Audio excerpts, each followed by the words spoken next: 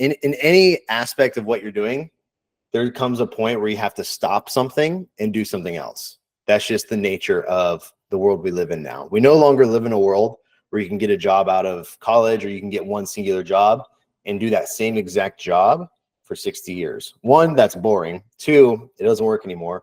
Three, it's not beneficial for you either. So I wanted to talk through today, what is the difference between pivoting and quitting?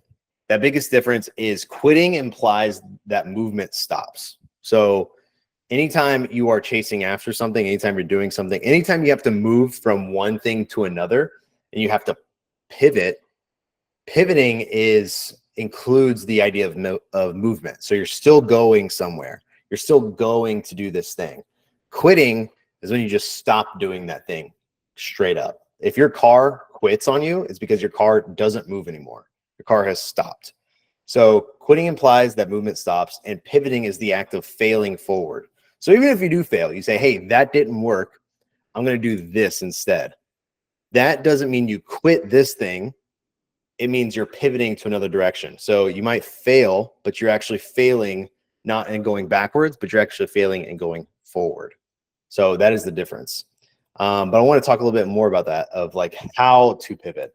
What does like pivoting look like, and what does quitting look like? And is it possible to quit correctly? I'm going to get into that. So here's how to pivot. This is literally what my story looks like. And pivoting involves going from one location to another location. So my goal starting out after I left my job at Journey, the church I was working for, my goal was this: provide for my family. I wanted to be able to provide an income and a steady income for my family to live, to, do what I love while making money.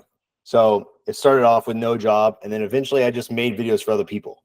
And I thought maybe that's it. Maybe that's what I'm supposed to be doing. But then an opportunity came up where some guy was like, hey, can you write LinkedIn posts for me? So I was like, oh, well, I can do that. And that's making money, and that's money that's right in front of me. So I'm going to pivot to that direction. So I started thinking, maybe I'm just going to be writing LinkedIn posts for people and copywriting.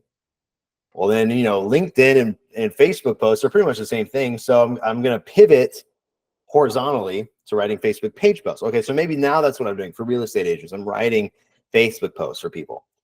Well, then this opportunity came up where someone needed their YouTube videos repurposed from long form into short form. So I was like, oh, okay, I might be going backwards here, but I'm gonna do this. This is actually a good idea. And it's back to the video thing. Well, then it started becoming obvious. Well, we could just do this for podcasts. Why not just do this for podcasts? So then I pivoted and I changed direction to doing, hey, we are a podcast production agency. Well, then we started noticing that didn't work. And then the opportunity to create viral content strategy for people popped up out of nowhere. So I pivoted again. Okay, that's what we're doing.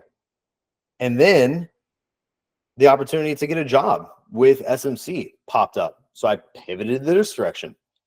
And all I'm trying to say is sometimes we think our path is linear, and pivoting involves going towards a goal, but it doesn't mean it has to be straight.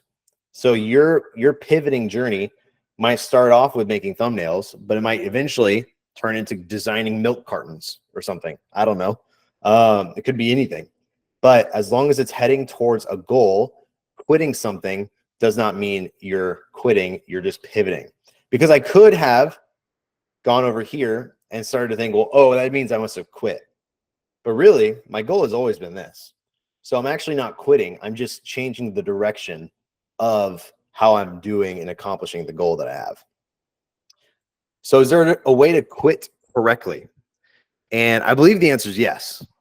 I think there are times when quitting is necessary. For example, I was in a job before all of this that I did not like.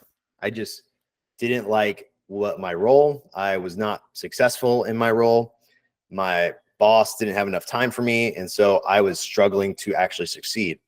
And the thought of leaving, when I'd come to start thinking like I was going to be in this role forever, like I'm going to try and stick with it. I just got to give it more time. I've got to grind just a little bit more. And I just started to think like maybe I just, I just need to keep going. That's what I need to do. I don't want to quit. I just need to keep going. But what I ended up realizing was the best thing for me was to quit my job, because it's not that I tried this thing and failed. It's more so that I tried this thing and realized that's not what I'm supposed to do. I tried this thing and realized that's not the thing for me. So when you realize that your goal wasn't actually the goal, that's when it's okay to quit. That's when you're like, oh, I thought I wanted to be a YouTube video editor, but actually what I'm realizing is I hate making YouTube videos. I actually want to do documentary style full production videos for people. And I actually enjoy being on set more than I enjoy being behind the screen. So it's okay. You're not quitting necessarily, but you are realizing like, this isn't what I wanted to do. And something I think is interesting is most likely your initial goal that you set out for yourself was never actually the goal. It was actually just the top layer, right? Sometimes we can set a goal, we can set big goals for ourselves, and people even encourage us. They say, hey, set out a 5-year plan. They say, hey, you should know where you should know where you're going. You should set this goal out in front of you. So for me, in 2020, I told myself by 2025, I want to be a full-time YouTuber. And every decision I've made since that day in 2020, I have been making in regards to figuring out how to become a full-time YouTuber by next year. So we'll see how that goes. But what I realized though, is that being a full-time YouTuber was the top surface level of that goal.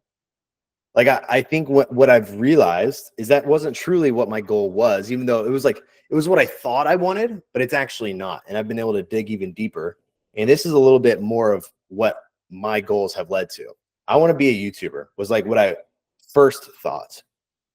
But then as I started to dig a little bit deeper, I started realizing like, well, I don't want to be just any YouTuber. I want to be a YouTuber that makes money. Okay. So I want to make money and make a full-time living off of YouTube.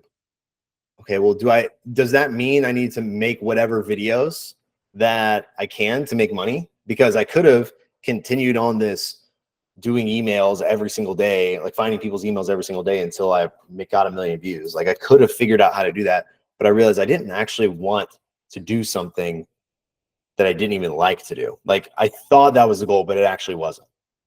So actually I realized I want to make videos that excite me.